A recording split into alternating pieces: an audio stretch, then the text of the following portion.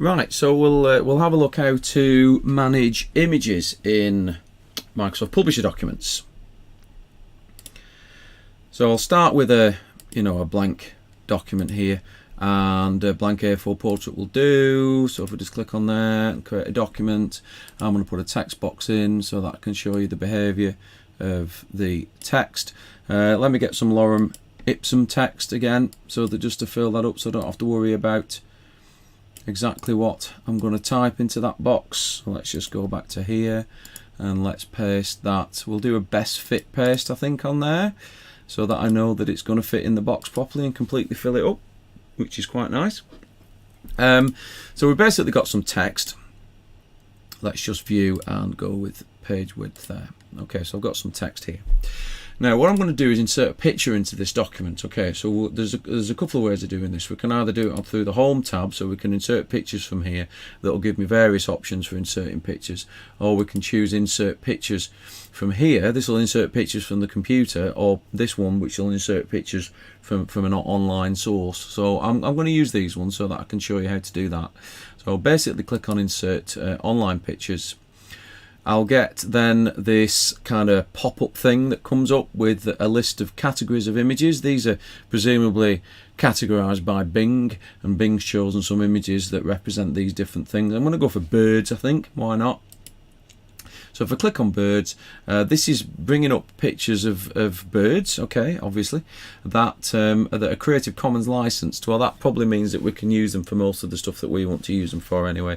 So I'm going to go for... is that a rook or a raven? I'm not sure. We'll go for that one, I think. So if I click on there, I'll get a little tick box on the right hand side of it. It's telling me I'm going to insert one image, so I'll go ahead and click the insert button, and then hopefully my little picture should appear. Now what I'll do is I'll just zoom out a little bit. So I'll zoom out to about, well, let's go 100% so we can see. That's pretty good, isn't it? Now you'll see what's happened here when I've put that picture in. The text is responding to the image, the text underneath the image actually, and it's responding to the picture by moving out of the way. This kind of makes sense, because if I put a picture in a document, I don't want it to obscure the text. However, if you look here, this word, whatever that is, Iaculis, right? If I double click on that word, it starts here and ends there. That's a really weird way of managing text in a document, because you'd be really tricky to read that, I think.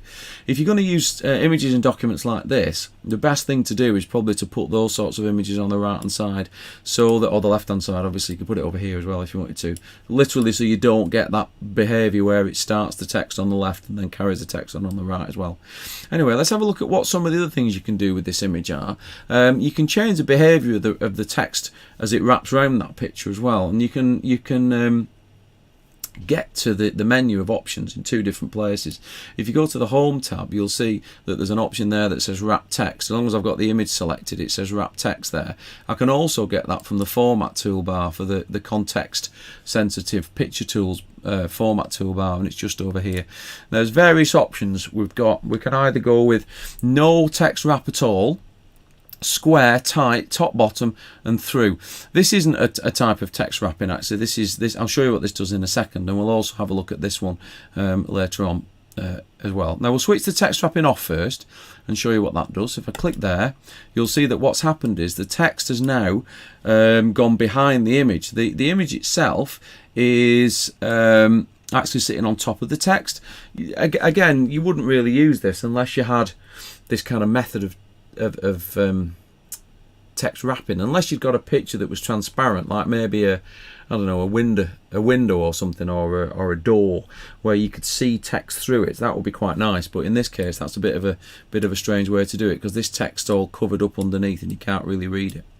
Let's have a look at some of the other ones. Square wrapping.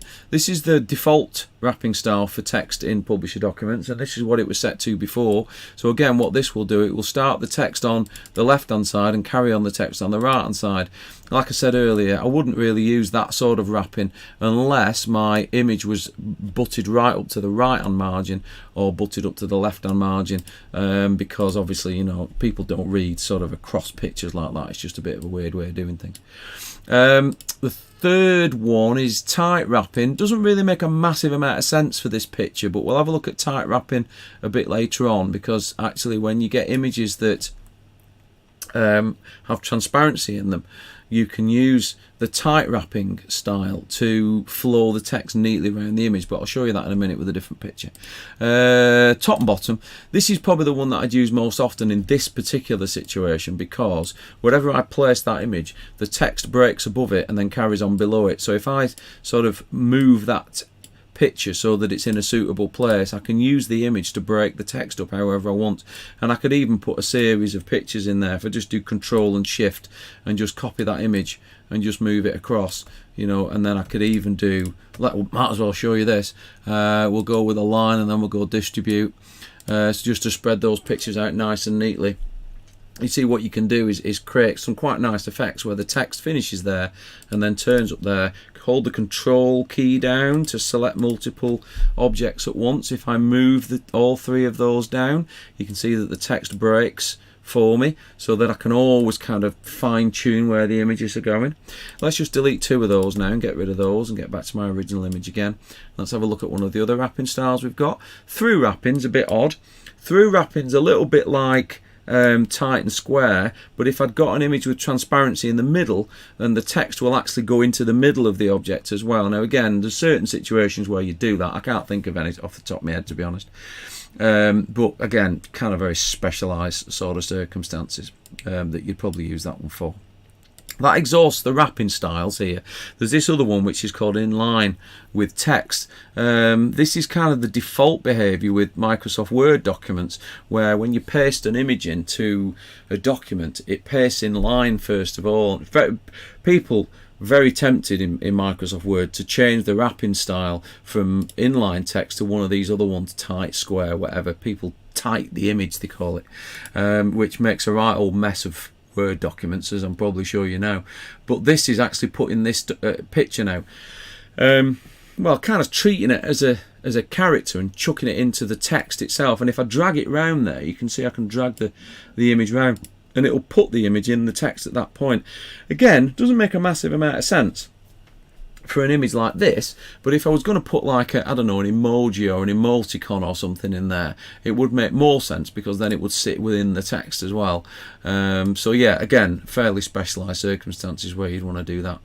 Let's make sure my image is selected, go back to wrapping, untick the inline.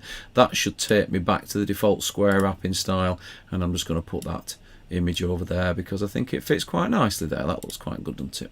Right, let's have a look at the way in which another image might behave. I'll just come out of there. I'll choose well, let's go with this one this time, so I can show you the other options of inserting pictures. So I'm on the Home tab, click Pictures.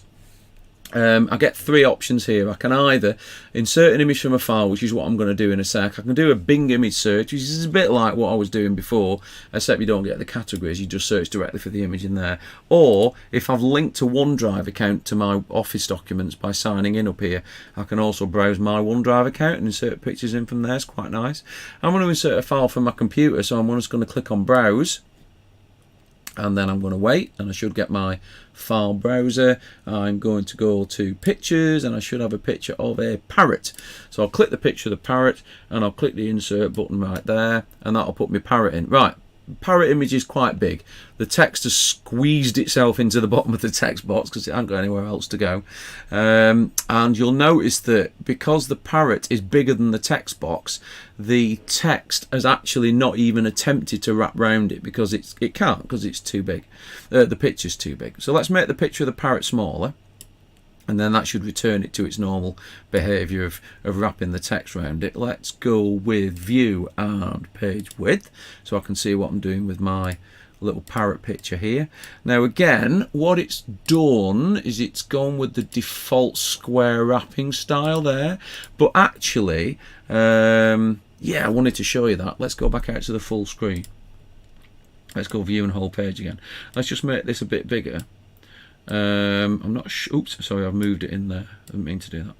Let's just move that across there. Let's see if I can get it to do this. It's not going to do it, I don't think. Yeah, there you go. That means it's not the best. You can see that that picture's got a transparent background. That's any fiddling about with the size of the picture. It's actually showing the text through the back of that image, and that's quite important. So let's go back to where I was before. Let's shrink that back down, and let's just move my parrot back to there again, and I'll go page width on the zoom box so I can see where I am. Right, we should be still at square wrapping. Let's change the wrapping style to tight. Okay, nothing happens until I choose this option down here, edit wrap points. At this point, Publisher will take a long hard look at this picture of this parrot, and it'll decide where the transparent areas are, and magically it will work out exactly where to put these little black squares in order to allow the text to flow into that area. Now these little black squares, or these wrapping points, they're called wrap points, these are designed so that to create a bespoke wrapping. You can do the same with these pictures over here actually. If you go to edit wrap points on this, well, it doesn't like me to do it because I've got to put it on tight wrapping first and then edit wrap points. You'll see the wrap points are also on this, but there's only 4 wrap points in the square. But I can do the same thing. If I click in there and I drag that out, I can force Publisher to do that. What doesn't make any sense with images like with no transparency in is to pull the wrap point in, because then the text goes underneath the picture. So just be wary of that. That wrapping point, actually, I want to get rid of it. I'll show you this now before I move on. If I want to get rid of that wrapping point, a fairly probably undocumented feature is I hold the control key down on my keyboard. So hold control down and then hover over that point, and you can see it changes into a cross, and I'll just click it while holding the control key down, and I can remove the wrapping point from there. Let's change that wrap style back to square. Did that actually do it? Yeah, but I'm still editing wrap points. Okay, I'm back to where I was before, I think, with that one. That one's okay. Let's have a look at this one. Edit wrap points, and let's see. Now, if I just zoom in a little bit, I'll go with view and selected objects, and that'll take me to there. So again, I can see the image nice and big. What I can do is I can adjust these wrap points if I want. I'm going to remove that one, hold the control key down, and just click the little cross, and that one, because I've got too many wrap points there. I'm just going to pull that one out as well. So I can adjust the wrapping points if I feel that my text comes in a little bit too close, like this. I can pull these out if I want to. Let's do that one. Let's get rid of that. Control and click and click. And should I keep that one? No, let's get rid of it. And then I get this kind of effect here. Right, so let's click out of there. Whoops. Let's go back to view and page width, and I can see exactly what I've got. So I've now designed this so that my text flows into the contours of the image using these wrapping points right there. Okay, well, I think that probably covers most of the basic things you can do with pictures as well. Again, just be careful where you put in the pictures in the text. And if you wanna choose images that have got transparent backgrounds in, you can do this fancy thing where you go with, you know, tight wrapping, and then you can edit the wrap points, and you can create some quite nice effects with the images in there. Don't think there's anything really obvious else to show you with pictures and wrapping and all that sort of stuff. So yeah, we'll call it a day there.